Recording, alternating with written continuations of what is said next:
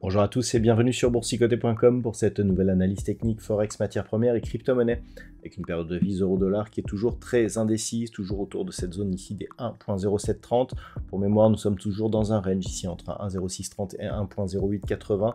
Ça fait plus d'une semaine maintenant que l'on oscille autour de cette zone avec un fond de tendance qui reste plutôt orienté à la baisse, comme on peut le voir ici sur ce graphe en daily.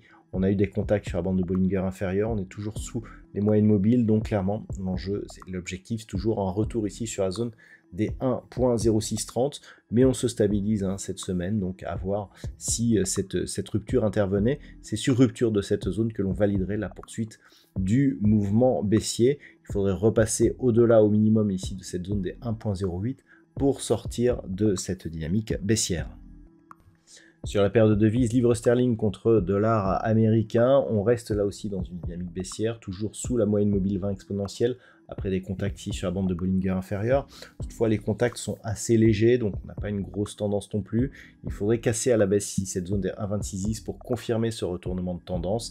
L'invalidation donc de cette dynamique baissière se ferait sur un retour ici au-delà de cette zone de résistance des 1.2870, zone qui a quasiment été touchée ici en fin de semaine dernière.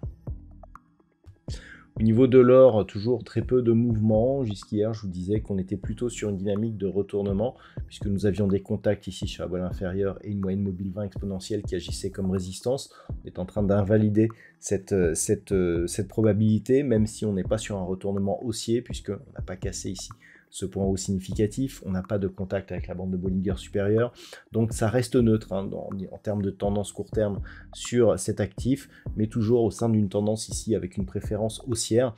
Le fait ici d'avoir autant d'amplitude de hausse et si peu de consolidation nous indique que la pression reste positive et pourrait être réactivée ici sur une rupture haussière des 2420 $ l'once.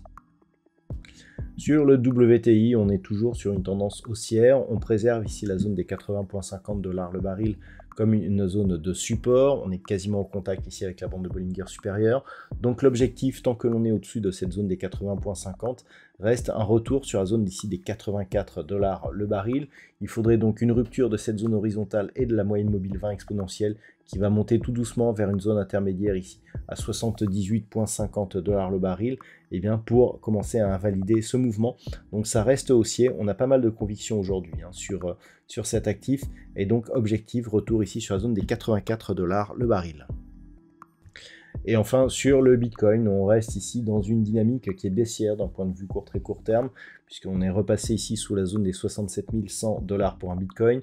On est au contact ici de la bolle inférieure sous la moyenne mobile 20 exponentielle. Donc clairement, l'objectif est un retour ici sur la zone des 61 000. D'un point de vue moyen terme, tant que l'on est au-dessus de cette zone des 61 000, on reste ici dans un biais qui s'est neutralisé. Suite à une forte phase de hausse, et bien on consolide à l'horizontale. Ce n'est que sur rupture ici de cette zone des 61 000 $ pour un Bitcoin que l'on aurait un vrai signal de retournement. Donc pour l'instant, c'est effectivement baissier ici d'un point de vue très court terme, mais ça reste neutre d'un point de vue moyen terme.